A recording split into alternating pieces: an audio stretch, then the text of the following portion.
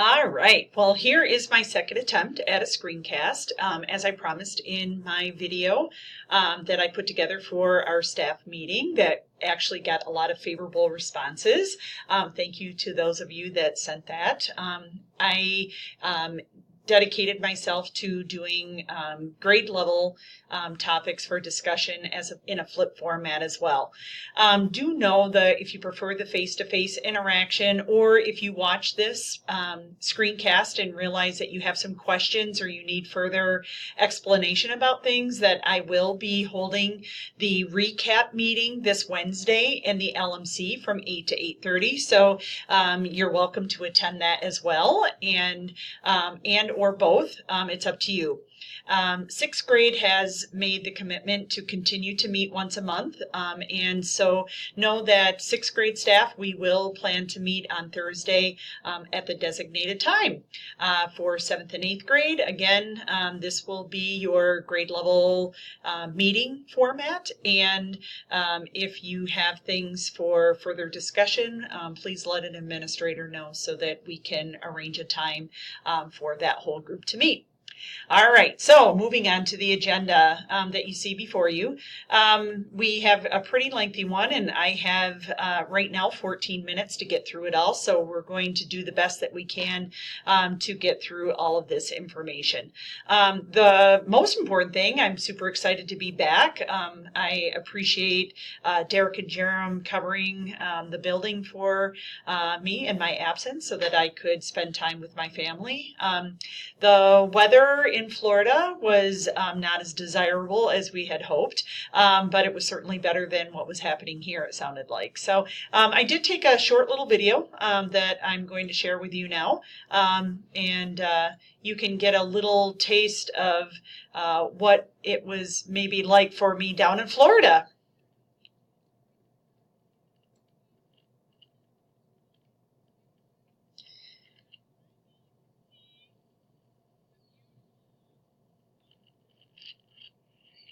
As you can see, the weather was not the best weather that I could have had. It was about 90-mile-an-hour gusts, and it was very, very, very cold. But regardless, it was great time with my family, and I really appreciated the opportunity to do it. My son's game was fantastic, and at some point, hopefully, I'll be able to share that information with everybody as we move through the year. All right, second agenda item, Wisconsin forward test items and samples are ready. Therese Weatherington did send this information out to the entire staff, but I do want to draw attention to it. As we get closer to the Wisconsin forward test coming up at the end of March and in April, we do want to make sure that our students have had exposure to the test items. The link that I provided here in this agenda does bring you to that web page, where you will see that there are forward exam practice test and sample items. If you look, there are online training tools that you can begin to use with your students. There are student tutorials as well, and they're broken out by grade levels. If you continue to slide down into the actual document itself, there are item samplers that you can use for each of the subject areas and grade levels. 6, 7, 8, science, math, ELA, and then we also have our text-dependent analysis. I do know that many of you have already come up with plans on how to use this information and begin having your students get exposure to the types of test questions that they'll be seeing on the Wisconsin Forward, but I did want to draw your attention to it so that that doesn't get lost in the shuffle. I would highly encourage you as a team and or a PLC to think about how you might be able to weave some of this opportunity in with your students. All right, so looking at the next agenda item, I did want to let you know that part of our scorecard is coming up, and we're looking at a lot of mid-year progress reports. There will be student focus groups that will be polled on January 27th during teacher advisory. The students that will be a part of those focus groups will be getting passes, so I just wanted you to be aware that some of your students in your TA may be polled for these groups and will be receiving passes. As we are approaching our budget and staffing time coming up very quickly, there are dates and information that are important to that process. The first one is the staff input form that I have pushed out the last 2 years. This link will also be in the bulletin on Friday, but I want you to be aware that it's important for me as I start beginning to look at staffing and scheduling next year that I take into consideration your thoughts and opinions. So you will see when you click on that link that there is a staff input survey. And again, I apologize, but it's a good survey. It is not required, but I highly encourage you that if you would like to share your perspective, to please fill out this survey this week. You'll see that I'm just asking about the different certifications that you have, if you have a desire to change teams or grade levels or departments, that you may be interested in doing so. If you have a different intervention or a duty that you're interested in, if you're interested in being any part of the leadership teams or leadership positions or committees that we have available, this is the opportunity for you to communicate that to me, so that as I'm building those schedules and looking at those things that I have your input. Again, not a required survey, but I highly encourage you to do so. Along with that comes budget. The budget requisition process will be due February 16th, as noted here in this next bullet point. More information will be forthcoming as far as what is required to be done during that time. Diane Marquardt is available for staff to connect with if you are in charge of setting budget for your department or for your area, and you need help with that. Please schedule time to meet with Diane, and she would be happy to help you with that. I do include in this the budget directions that you should follow if you are a person who sets budget, and this walks you through that process so that you can look at exactly what it is that you need to do and how you go about doing that budget process.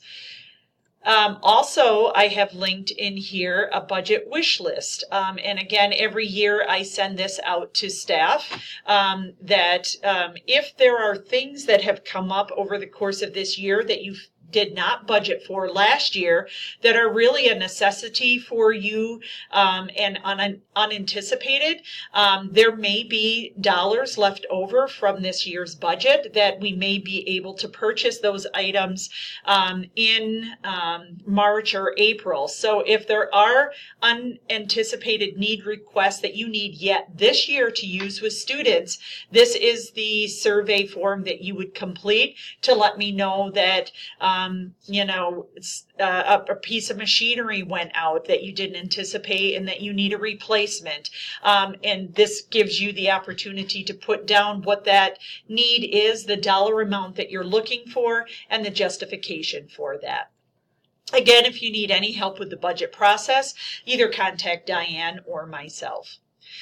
This is just a reminder, and I know that all of you have your plans, that the Ames window is open at this point in time and will close on January 31st. So please make sure that you have conducted those probes through that time window so that we have that information when we go to our needs-based assessment pupil services team meeting in February to place students in interventions who may need them.